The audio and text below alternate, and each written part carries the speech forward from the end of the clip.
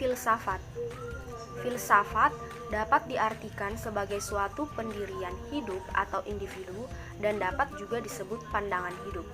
Pada bagian lain, Harold Pissus mengemukakan makna filsafat, yaitu yang pertama, filsafat adalah suatu sikap tentang hidup dan alam semesta. Yang kedua, filsafat adalah suatu metode berpikir reflektif dan penelitian penalaran. Yang ketiga, filsafat adalah suatu perangkat masalah-masalah. Dan yang keempat, filsafat adalah seperangkat teori dan sistem berpikir.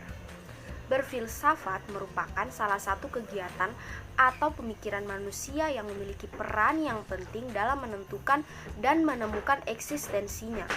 Berfilsafat berarti berpikir, tetapi tidak semua berpikir dapat dikategorikan berfilsafat. Berpikir yang dikategorikan berfilsafat adalah apabila berpikir tersebut mengandung 3 ciri, yaitu radikal, sistematis, dan universal. Untuk itu, filsafat menghendaki pikiran yang sadar, yang berarti teliti dan teratur. Berarti bahwa manusia menugaskan pikirannya untuk bekerja sesuai dengan aturan dan hukum-hukum yang ada, berusaha menyerap semua yang berasal dari alam, baik yang berasal dari dalam dirinya atau dari luar. Adapun subjek dan objek filsafat. Subjek filsafat adalah seseorang yang berpikir atau memikirkan hakikat sesuatu dengan sungguh-sungguh dan mendalam. Seperti halnya pengetahuan, maka filsafat pun atau sudut pandangnya ada beberapa objek yang dikaji oleh filsafat. Objek filsafat dapat dibedakan menjadi 2, yaitu yang pertama, objek material. Objek material yaitu segala sesuatu yang realitas. A. Ada yang harus ada, disebut dengan about atau mutlak, yaitu Tuhan pencipta. B. Ada yang tidak harus ada, disebut dengan tidak mutlak. Ada yang relatif atau nisbi, bersifat tidak kekal, yaitu ada yang diciptakan oleh ada yang mutlak, atau Tuhan pencipta alam semesta. 2. Objek formal atau sudut pandang. Filsafat itu dapat dikatakan bersifat non-fragmentaris, karena filsafat mencari pengertian realitas secara luas dan mendalam. Sebagai konsekuensi pemikiran ini, maka seluruh pengalaman-pengalaman manusia dalam semua instansi, yaitu etika, estetika, teknik ekonomi, sosial, budaya, religius, dan lain-lain, harus dibawa kepada filsafat dalam pengertian realita. Filsafat haruslah dipandang sebagai suatu pengungkap mengenai perjuangan manusia secara terus-menerus dalam upaya melakukan penyelesaian berbagai tradisi yang membentuk budi manusia terhadap kecenderungan-kecenderungan ilmiah dan cita-cita politik yang baru dan tidak sejalan dengan wewenang yang diakui.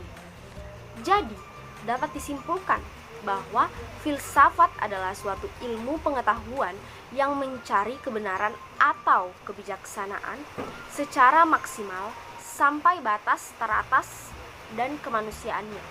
Berfilsafat berarti berpikir, tetapi tidak semua berpikir dapat dikategorikan berfilsafat.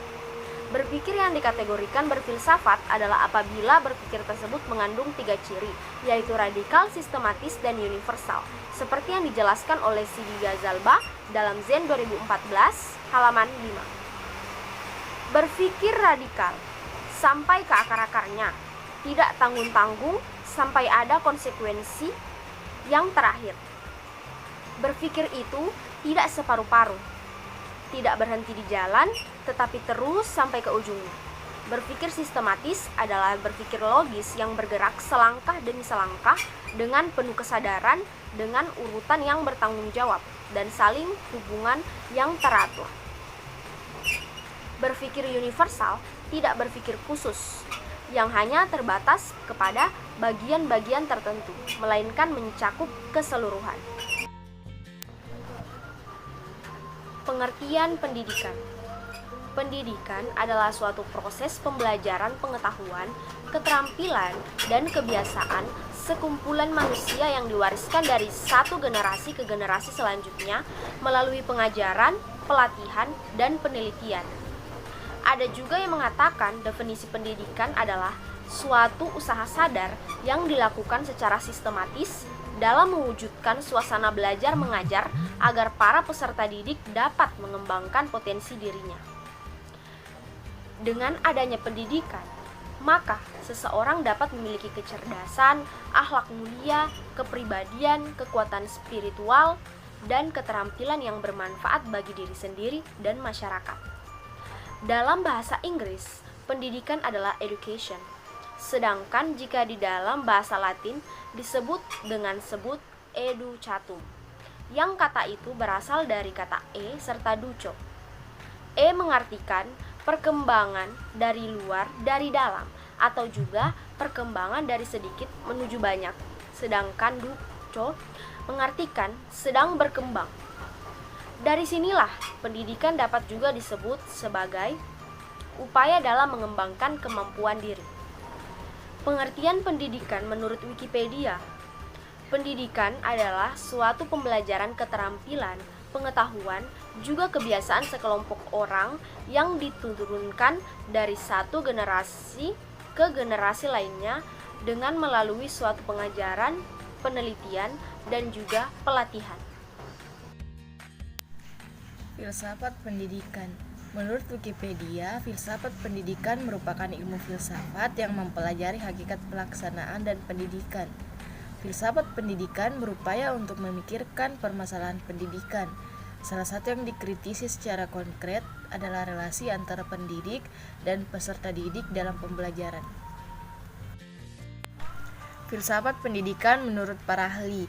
Yang pertama menurut Al-Syaibani, filsafat pendidikan adalah aktivitas pikiran yang teratur dan menjadikan filsafat sebagai jalan untuk mengatur, menyelaraskan, dan memadukan proses pendidikan.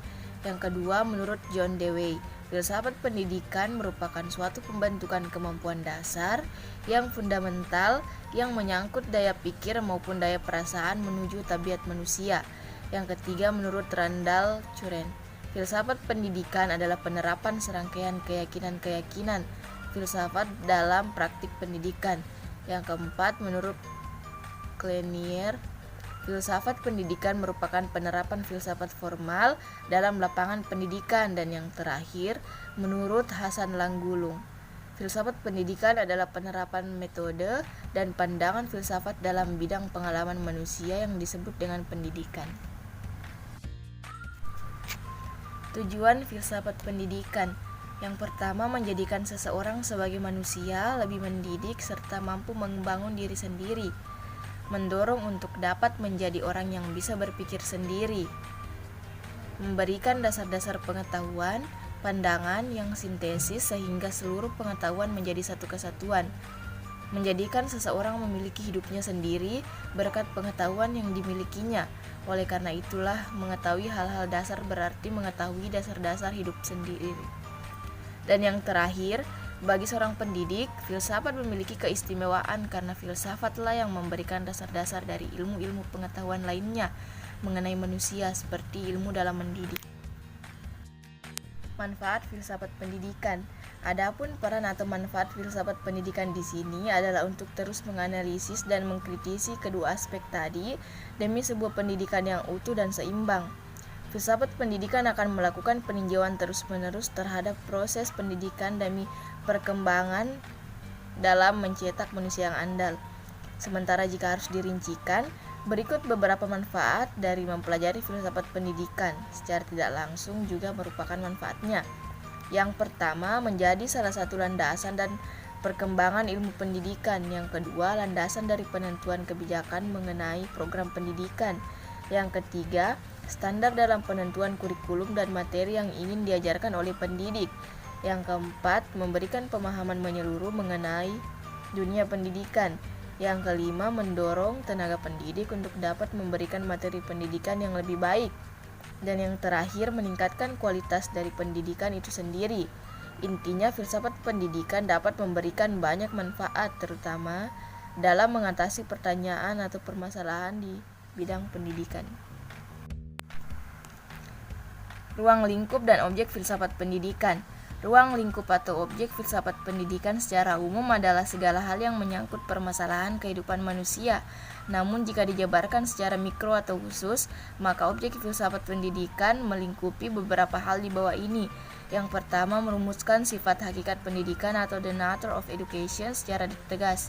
Yang kedua, merumuskan sifat hakikat manusia sebagai subjek sekaligus objek pendidikan atau the nature of man.